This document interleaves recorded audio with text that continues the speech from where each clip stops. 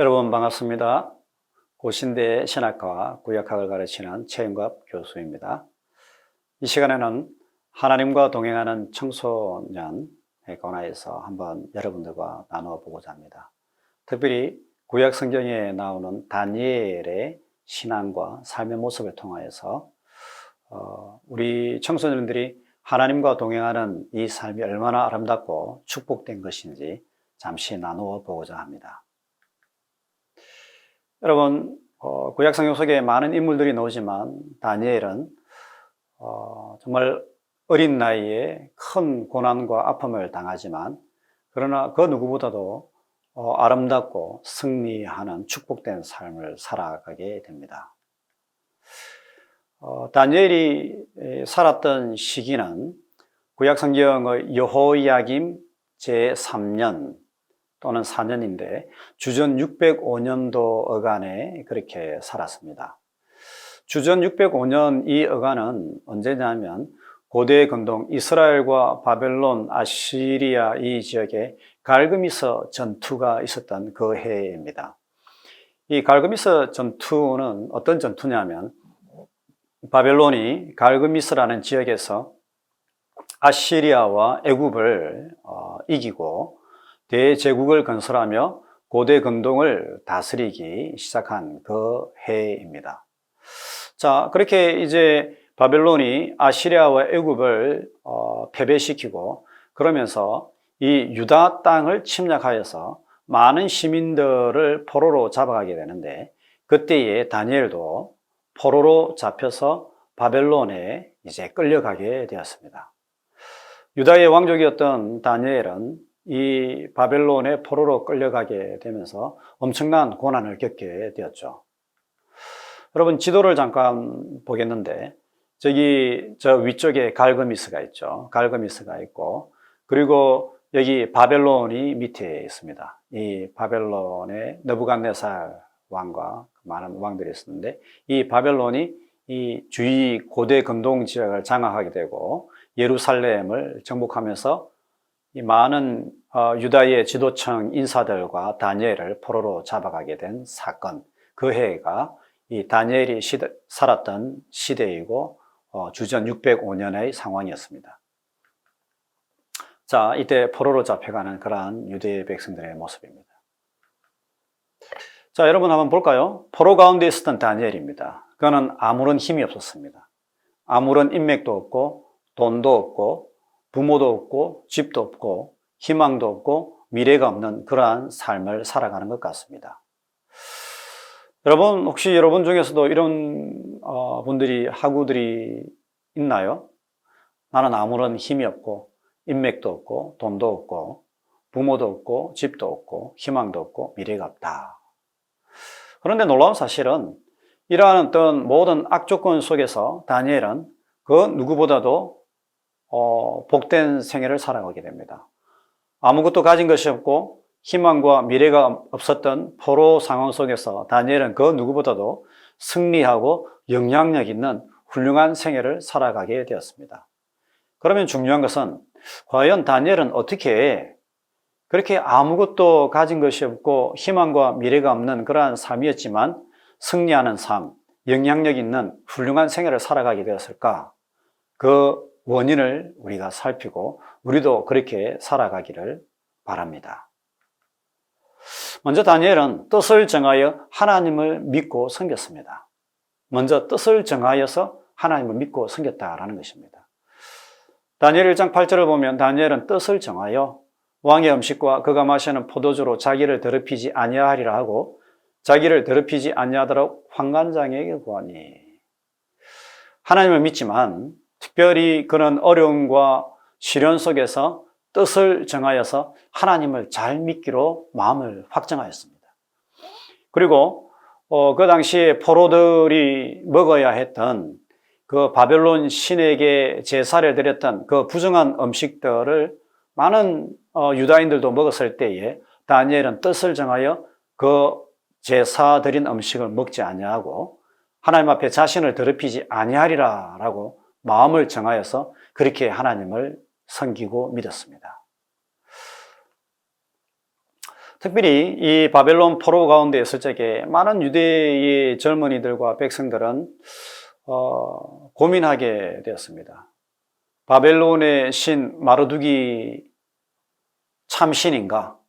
아니면 이스라엘의 하나님 여호와가 참신인가? 그런 고민을 하게 되었고, 많은 사람들은 이스라엘이 바벨론에게 패배하고 나라를 잃게 되면서 여호와 하나님이 참신이 아니라 바벨론의 신이 참신이다라고 그렇게 하나님을 떠나기도 하였습니다.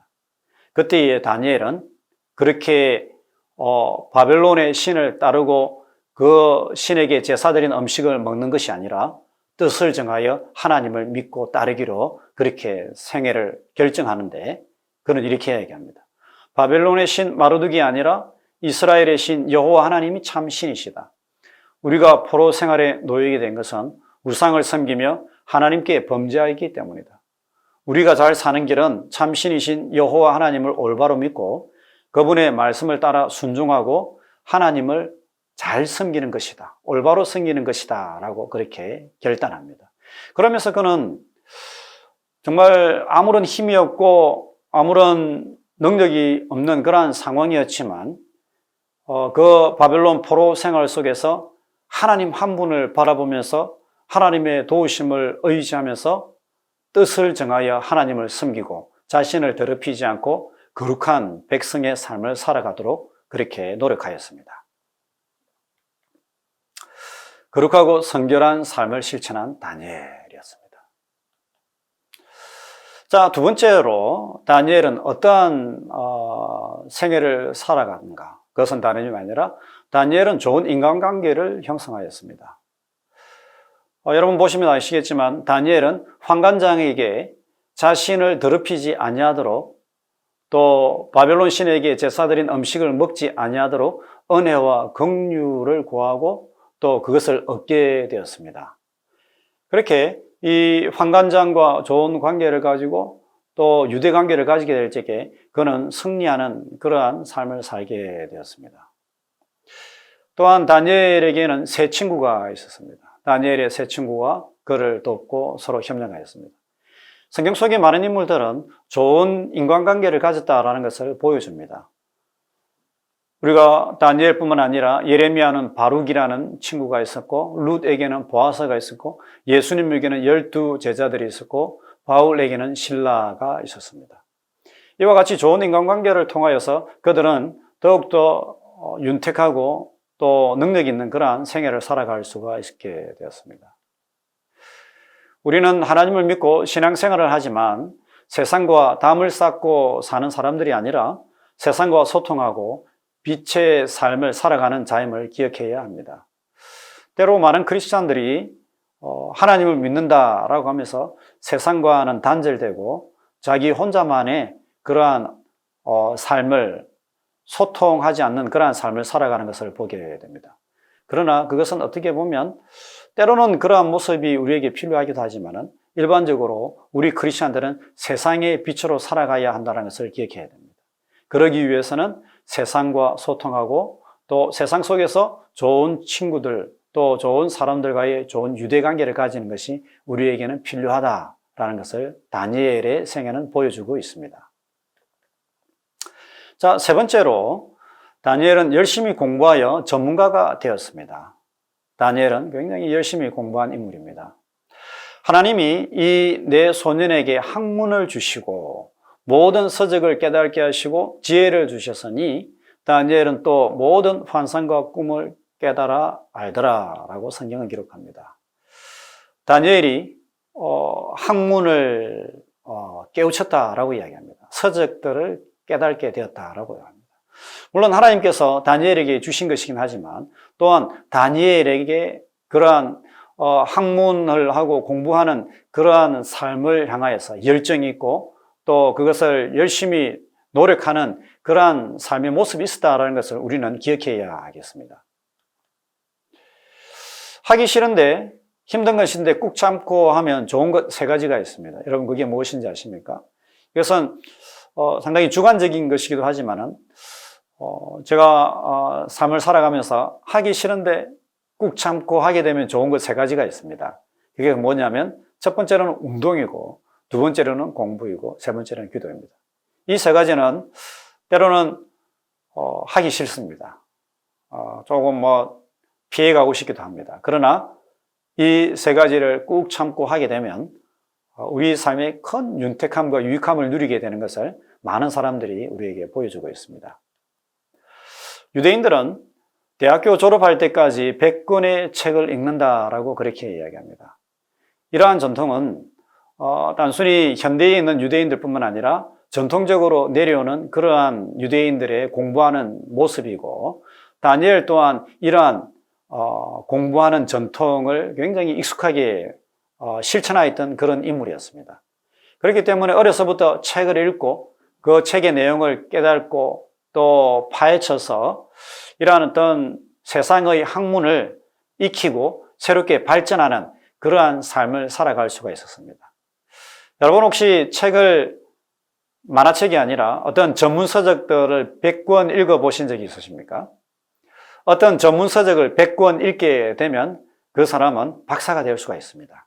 그리고 많은 사람들에게 영향력을 미칠 수 있는 좋은 책을 쓸 수 있는 사람이 되고, 전문 분야의 책을 100권 읽게 되면 어떤 기존의 학설과 내용을 새롭게 파헤치고 또한 새로운 학설과 이론을 주장할 수가 있습니다. 그렇기 때문에 유대인들은 100권의 책을 자녀들이 읽게 하고 학생들이 읽게 하여서 어디에서든 영향력 있는 그러한 학자, 상업인, 기업인, 그리고 근본적으로 하나님을 섬기는 그러한 백성의 삶을 살아갈 수 있도록 그렇게 지도하고 격려합니다. 다니엘이 어려서부터 그러한 공부하는 습관을 가지고 있었다라는 것이죠. 다니엘은 하나님과 동행할 때에 하나님 나라의 선포와 영광을 경험하게 되었습니다. 포로로 잡혀온 다니엘, 아무것도 없었습니다. 그는 흙수저 중에 흙수저였습니다.